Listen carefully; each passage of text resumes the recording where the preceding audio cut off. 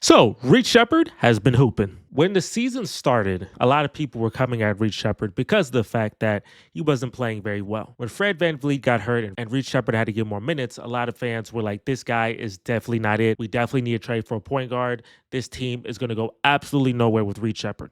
And I was one of the people that said, hey, give this guy some time. Because honestly, this might be a good thing. We drafted this guy number 3. We need to see what he can do. So instead of rushing and being like, hey, let's get rid of this guy and get a point guard, let's trust our scouting department and actually put time and see what this guy can become. And oh my goodness, is it something freaking special? He's already on my all-time list just from the fact that he dropped off the Golden State Warriors and set a career high with 31 points. And mind you, this 31 points came when Kevin Durant didn't play.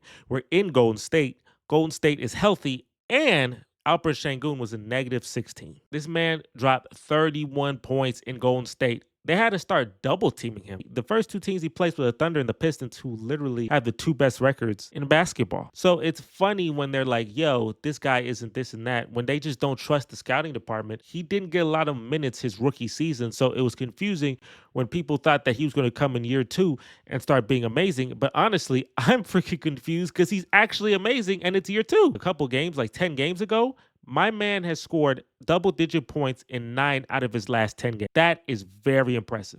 And in a lot of those games, his true shooting percentage is over 80%.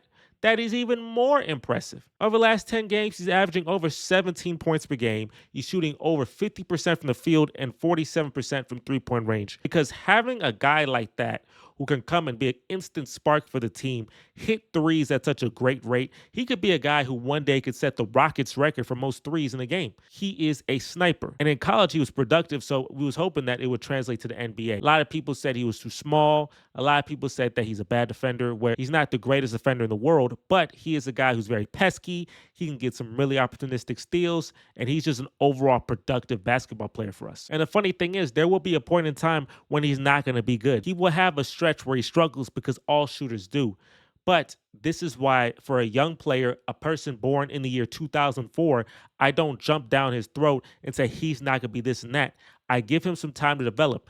I usually give people 3 years to show me who they're going to be. I'm so excited to see what he does next. Like I said, the fact that he dropped 31 against Golden State and his previous career high was against Denver is showing me that when he's facing good competition and Kevin Durant and Sengun are either not there or just not being productive like they were in that Denver game, we have a guy like Reed Sheppard who can go out and produce at a level that's extremely high, over 20 points per game. And I tell you, if Reed Sheppard, this version, played against Golden State in that playoff series, I truly believe the Rockets could have won. Because having a guy like that, that is a guy that can swing a series. Like how Draymond Green said you need players who can swing a series, Reed Sheppard can have 2 hot shooting games, and that can definitely swing a series in our favor.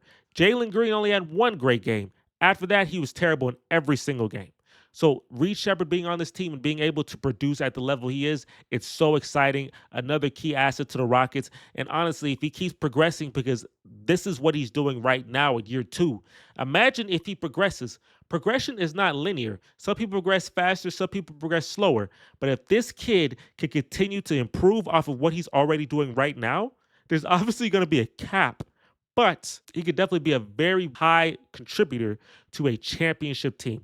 And that's what we're hoping that's happening within the next 2 to 3 years. Comment down below if you are a Reed Sheppard believer or if you are one of the haters, and it's perfectly fine. Most fans overreact. They always do that for sure. But before you overreact in the future for a young prospect, give them some time. It's year 2 and some change, 68 games played, and he playing like this, averaging 14 a game. Yeah, now that's special. So yeah, comment down below if you want more content like this. Definitely happy to make it for you guys. And with that, I'm going to catch you guys in the next video. And I'm out of here. Peace.